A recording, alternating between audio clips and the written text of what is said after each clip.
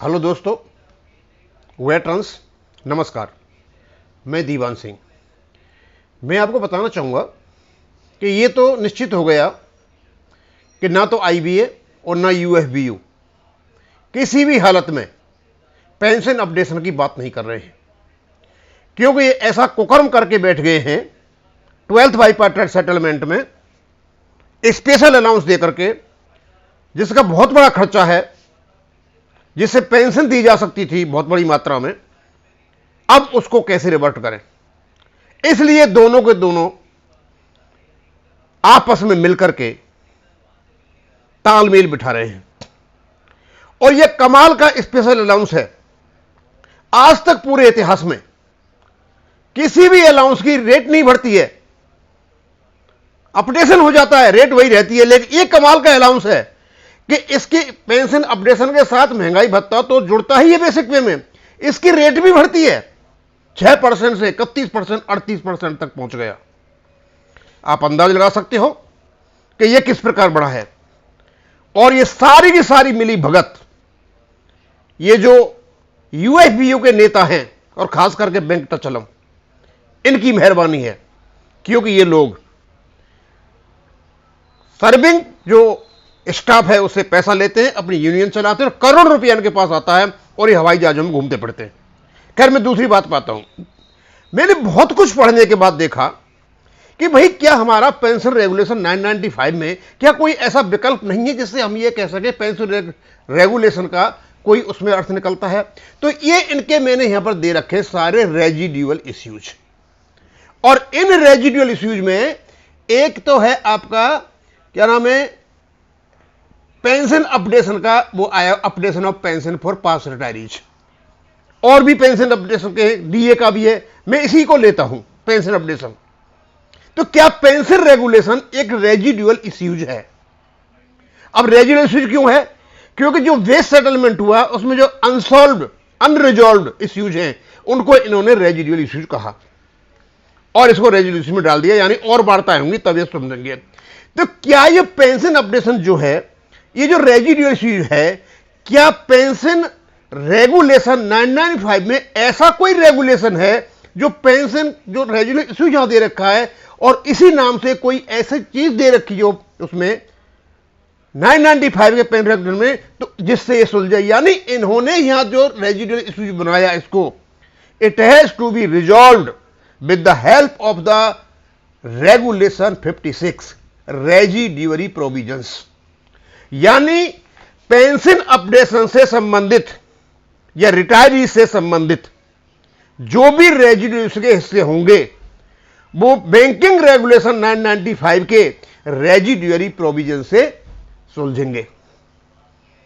यानी बिल्कुल मतलब साफ है कि ये रेजिडुअल इश्यू जो पेंशन अपडेशन का है, ये इसको केवल और केवल रेगुलेशन 56 सुलझाता है। और इसमें कहा गया है इन केस ऑफ डाउट, यदि कोई डाउट रहता है। अब यहां तक क्योंकि 56 से पहले जितनी भी बातें कही गई हैं वो तो क्लियर है, उसके बाद कुछ डाउट रहता है तो किसका सहारा लिया जाएगा? In the matter of application of this regulations regard में be had to the corresponding provision central civil service rule 1972 का सहारा लिया जाएगा। यानी आपके जो पेंशन रेगुलेशन 995 के जो प्रोविजंस हैं, जो रेगुलेशन है, वो सीसीएस रूल्स 1972 पर आधारित हैं। तो भाई जब उस पर आधारित हैं आपके सारे, तो अपडेशन कैसे छोड़ दिया? वहां तो अपडेशन है। और आगे भी जो आपका कम्यूटेशन की ये बात कर रहे हैं 1981 में आया है, तो कम्यूटेशन आपने कैसे ले लिया? कम्यूटेशन इसी बेस से लिया है ना, जो यहां से ले रखे हो आप, कम्यूटेशन 1981 से होगा।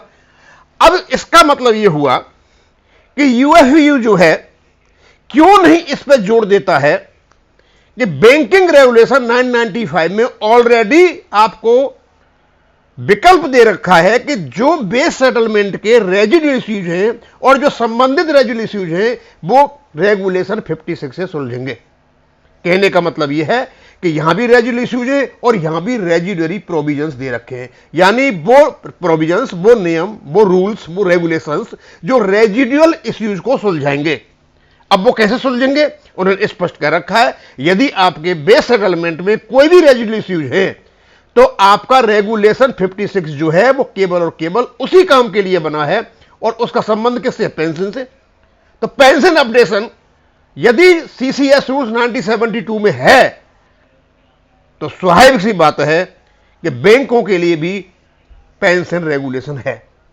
अब ये मेरे समझ में नहीं आ रहा कि इतनी लॉजिकल, इतनी स्पष्ट, इतनी कॉन्स्पिक्यूअस, इतनी बड़ी क्लैरिटी, इतना बड़ा रीजनेबल चीज यहां पर दे रखी है, ये समझ में क्यों नहीं आती है? क्या कभी इन्होंने, जैसा कि तारकेश्वर चक्रवर्ती साहब ने कहा था कि पेंशन अपडेशन होगा, जब साइन किया था और कहा था एक बैंक टाचलम साहब ने फ्रॉड किया, इन लोगों ने जानबूझकर पेंशनर्स को अटकाया।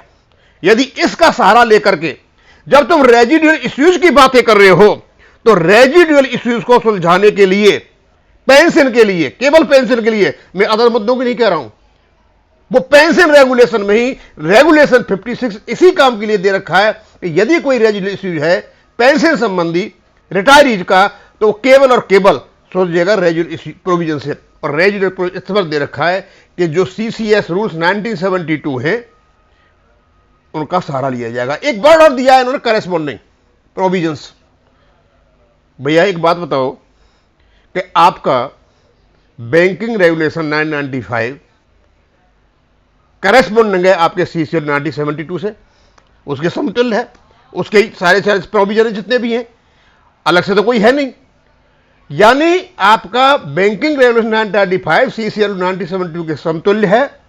और यदि कोई आपका रेजिडुअल इश्यूज है रेजिडुअल के नाम से, तो रेगुलेशन 56 में रेजिडुअरी प्रोविजन जो दे रखा है ये उसी से सुलझेगा और कहीं जाने की जरूरत नहीं है। और इसी के बेस पर 93 में, 94 में स्मॉल कमेटी जो भी बैठी, आरबीआई के बराबर आपको पेंशन अपडेशन मिलेगा, ये मिलेगा, सारा इसी के बेस पर बोलते रहे, यही है दमदार चीज।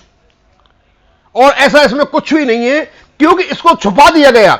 इसको ये स्पष्ट भी कर सकते थे, पेंशन रेगुलेशन में अपडेशन को ये स्पष्ट भी कर सकते थे, लेकिन मैं कुछ लोग चतुराई खेल रहे थे और चतुराई खेल करके यहां डाल गए इसको। उनको पता है कि यहां इसको उलझाया जा सकता है। अब क्योंकि यूएफबी के जितने भी घटक दल हैं, इनको बड़ी मात्रा में पैसा आ रहा है और ये मजे मारते हैं, इन्हें कुछ भी लेना देना नहीं है कि बैंक के जो पेंशनर्स हैं जो तकलीफ में हैं उनको तकलीफ को कैसे दिया जाए।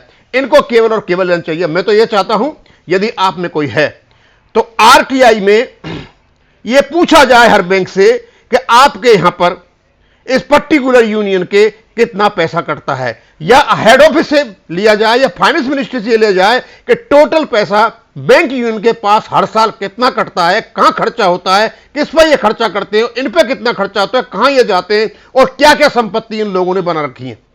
अपने आप सारा दूध का दूध और पानी का पानी हो जाएगा, तब ये कहीं काम करेंगे, अदरवाइज ये कोई काम नहीं करने वाले। ये टोटल मिले हुए, क्योंकि ये स्पेशल अलाउंस की वजह से फंसे हुए हैं, वापस करेंगे तो एक परेशानी हुई, कर नहीं सकते, फंड कहां से आएंगे, क्योंकि इन्हें घाल मेल करके जो बैंक पेंशनर्स के लिए जो पैसा जाना था अपडेशन के लिए, वो उन्होंने स्पेशल अलाउंस में समाहित कर लिया। अब इसको मैं यहीं खत्म करूंगा। थैंक यू, धन्यवाद।